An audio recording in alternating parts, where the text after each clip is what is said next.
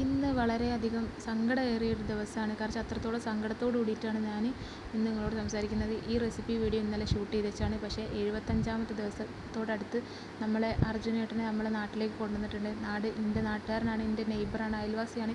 ഇന്നത്തെ ദിവസം എന്ന് പറഞ്ഞാൽ ഒരു മുട്ടുസൂചി കുത്താനുള്ള ഇടമില്ലാണ്ട് അത്രത്തോളം ജനക്കൂട്ടാണ്. ഒരുപാട് സ്ഥലങ്ങളിൽ നിന്ന് പല ആളുകളും കാണാൻ വേണ്ടി ഓടിയെത്തിയിട്ടുണ്ട് ഏട്ടനെ. അത്രത്തോളം സങ്കടത്തോടു കൂടിയാണ് പറയുന്നത്. നമുക്ക് കാണാൻ പോലും പറ്റിയിട്ടില്ല. കാരണം എന്ന് വെച്ചാൽ അത്രത്തോളം ആളുകളാണ് ആ ഒരു കാഴ്ച കാണാൻ വേണ്ടി വന്നിട്ടുള്ളത്.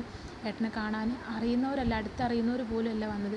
ഒരുപാട് ദൂരത്തു നിന്ന് കേട്ടറിഞ്ഞും കണ്ടറിഞ്ഞിട്ടുള്ള ആൾക്കാർ ഒരു നോക്ക് കാണാൻ വേണ്ടി വന്ന ഒരുപാട് പേരുടെ പ്രാർത്ഥന ഉണ്ട്. എനിക്കൊരു പ്രാർത്ഥനയുള്ളൂ. ഞങ്ങളുടെ റിലീജിയസ്, ഞങ്ങളുടെ മതപ്രകാരം ഒരു കാര്യം പറയും.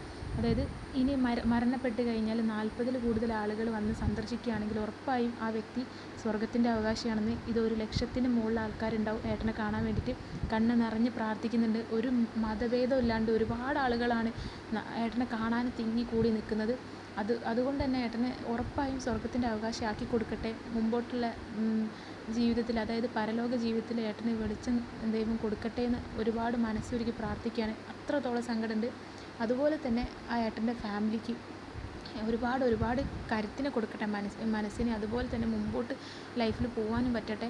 ഒരുപാട് സങ്കടമുണ്ട് ഇത്ര ചെറു പ്രായത്തിലേ ഇങ്ങനെ ഒരു ഇത് പറ്റിയില്ല.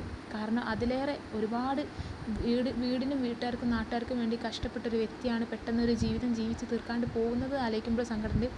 നമുക്കറിയാം, നമ്മുടെ ഭർത്താക്കന്മാർക്കൊക്കെ എന്ത് പറ്റിക്കഴിഞ്ഞാൽ നമ്മൾ അത്രത്തോളം സങ്കടപ്പെടും. മക്കൾ ഒരു കുഞ്ഞു പോലും ഉണ്ട്. ഞാൻ ആലോചിക്കുന്നത് എൻ്റെ മോളെ പ്രായമുള്ളൊരു മോനാണ് അവർക്കുള്ളത്. എന്തായാലും ദൈവം മുമ്പോട്ടുള്ളത് എത്തിച്ചു കൊടുക്കട്ടെ. എല്ലാവരുടെയും പ്രാർത്ഥന ഇന്നത്തെ ദിവസം ആ ഏട്ടന് വേണം, ആ കുടുംബത്തിന് വേണം. ഇത്രയും പറഞ്ഞുകൊണ്ട് നിർത്തുകയാണ്. എല്ലാവരും മനസ്സൊരുക്കി പ്രാർത്ഥിക്കുക. Okay, by.